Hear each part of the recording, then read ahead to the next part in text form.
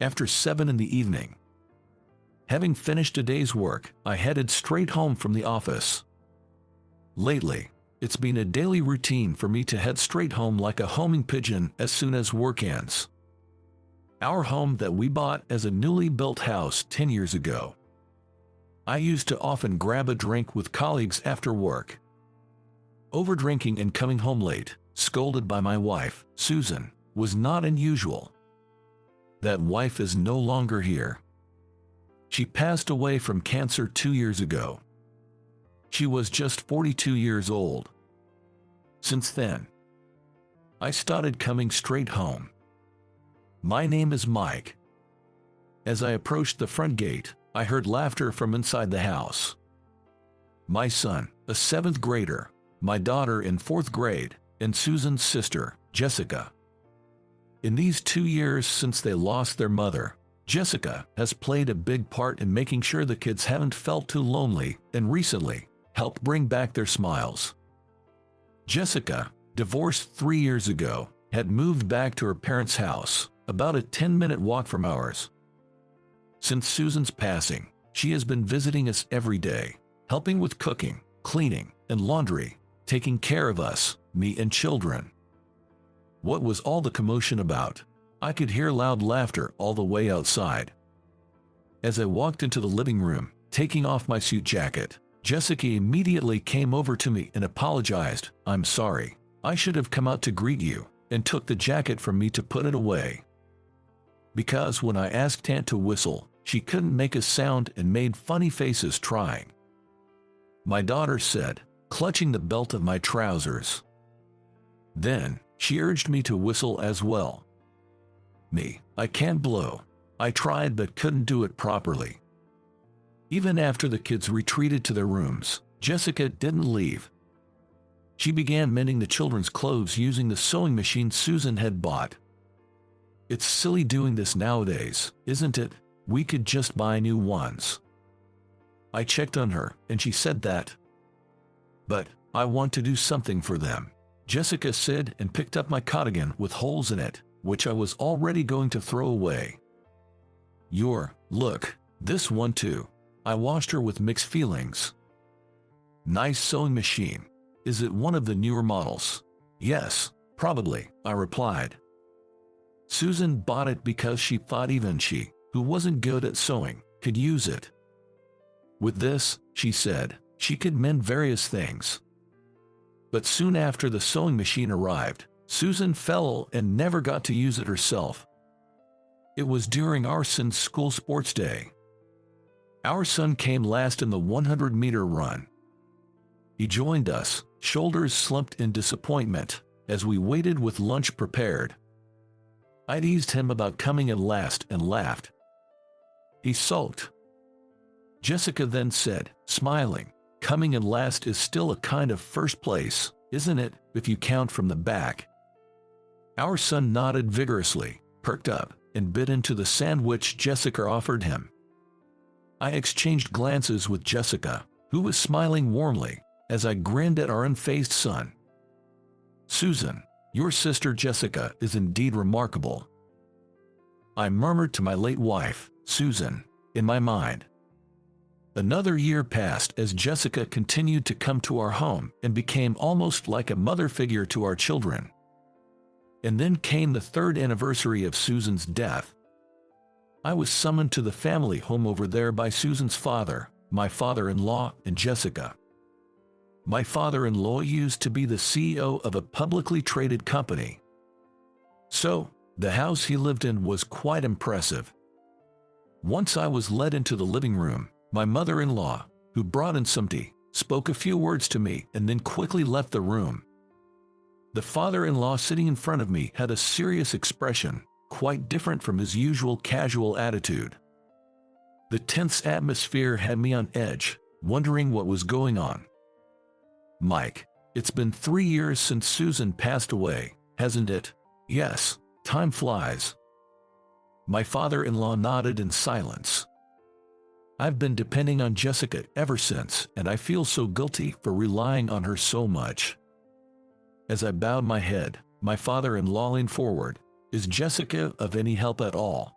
I honestly replied that not only was she of help, she had taken over all the household chores, and it was all thanks to her that the kids hadn't felt lonely. And you? What do you think of Jessica? I'm of course grateful. No matter how much I thank her, it doesn't seem enough. Just grateful, huh? I was at a loss for words, unable to grasp the meaning of his words. So, are you willing to accept it? What? I was taken aback by his unexpected words. Then, my father-in-law added, "Will you marry Jessica?" This time, I was too surprised to speak. He once again confirmed that I didn't have a girlfriend. "Won't you consider it?" He said it was fine if I didn't answer right away. He mentioned that both of us were not young. She's already in her mid-40s, and I'm almost 50. We are not strangers to each other, so he suggested why not be together. This was absolutely shocking to me. But my mind was made up from the start. There wasn't a shred of doubt. Jessica is Jessica. She is my wife's younger sister, my sister-in-law. That will never change. However, I hesitated to answer immediately and postponed my reply to my father-in-law. But then, an unexpected situation arose. I was diagnosed with cancer during the company's health checkup.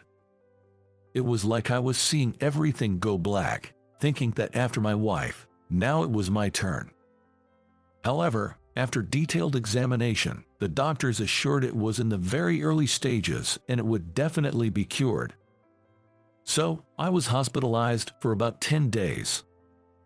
On the first day of hospitalization, when Jessica, who had come to accompany me, was decorating my bedside table with flowers, I told her about the marriage proposal from her father.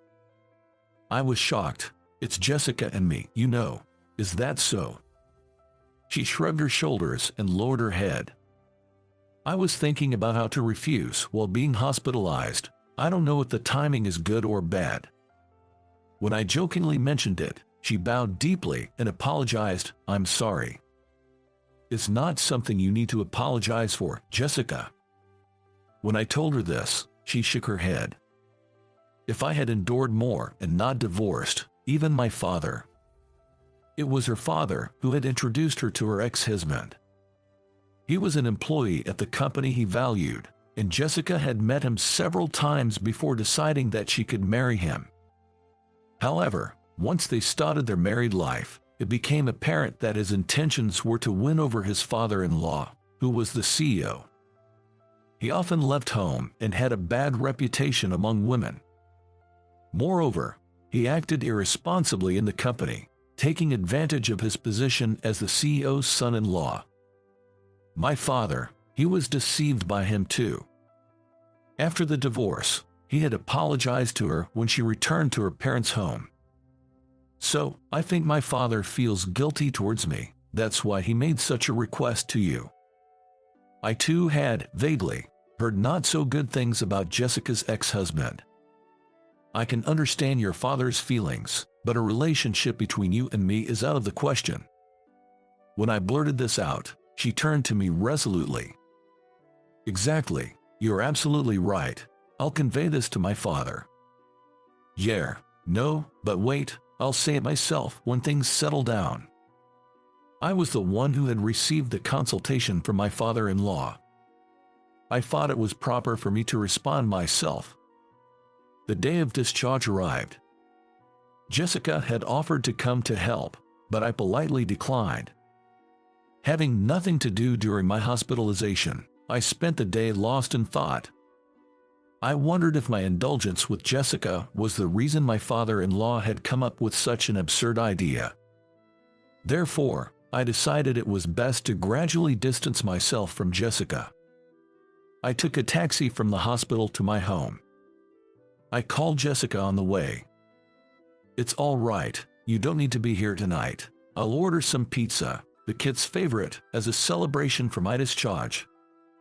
When I conveyed this, she quietly responded, understood. That night, as I had told her, while having delivery pizza for dinner, I asked my children if anything had changed at home while I was hospitalized. We were totally fine even without you, Dad." Really? Even my daughter nodded yes in agreement, so I burst into laughter with the kids. I could tell that both my son and my daughter were genuinely happy that I had returned safely. However, Auntie was acting a bit strange. My daughter mentioned as if she just remembered. When I asked how strange, it turned out she had been drinking alcohol in the kitchen while preparing dinner. My son agreed. As far as I knew, Jessica was not exactly a heavy drinker, and she never actively chose to drink. I didn't know what had happened to Jessica, but I had an intuition. I was sure it had something to do with the marriage talk between her and me that my father-in-law had brought up. The next day, I contacted my father-in-law as soon as I could. He too had something he wanted to talk to me about. "I heard it from Jessica. She wants you to stop worrying unnecessarily. She's concerned you are troubled because of me." Even though I had asked her to keep it a secret, she had spoken to my father-in-law. He apologized, wishing the talks of marriage with her had never happened. I was more worried about Jessica. So, I told him what I heard from the kids. Eventually, I must have pressured Jessica about marriage, not once but twice. She was drowning her sorrows with liquor because of this. My father-in-law told me not to worry anymore because he had called off the marriage proposal with me. I requested him to convey to Jessica that she doesn't need to visit us every day as before. My father-in-law, agreeing, hesitated a bit before starting. Actually, this was about 6 months before my wife Susan passed away. When work finished earlier than planned, he visited Susan, and they were left alone. "Hey, Dad, I have a favor to ask." Susan apparently approached him. She had a request regarding me and the kids for after she was gone. He tried to encourage her, telling her not to be faint-hearted, but it seemed that she had come to terms with the fact that she didn't have much longer to live. "After I'm gone, Dad, could you mediate between my family and Jessica?" He was dumbfounded by Susan's words. However, Susan continued calmly, lying on her bed, gazing at the ceiling. She can entrust the kids to her younger sister Jessica with peace of mind. Indeed, the kids had warmed up to Jessica, who often visited us. He was at a loss for words. He could have just agreed to soothe his suffering daughter. But he couldn't do that. To him, Susan nearing the end of her life, and Jessica seeking new happiness, were both his daughters. He couldn't casually agree without considering Jessica's feelings. While he was lost for words, Susan spoke again. "Also, it seems Jessica likes him, and not in a strange way," she said. According to Susan, Jessica often said this before she got divorced. How she wished her husband was a man like me. How she wanted to marry a man like me. He fumbled for words to respond to Susan. Then Susan, with a smile, said to him, "If he finds someone he loves, I'm fine with it, but it's still painful. I'm not that magnanimous, but if it's Jessica, maybe I can accept it." In the end, the discussion about marrying Jessica originated from my late wife, Susan. I felt infuriated after parting with my father-in-law. At him, at Jessica, and most of all, at my deceased wife Susan. I returned home with this rage.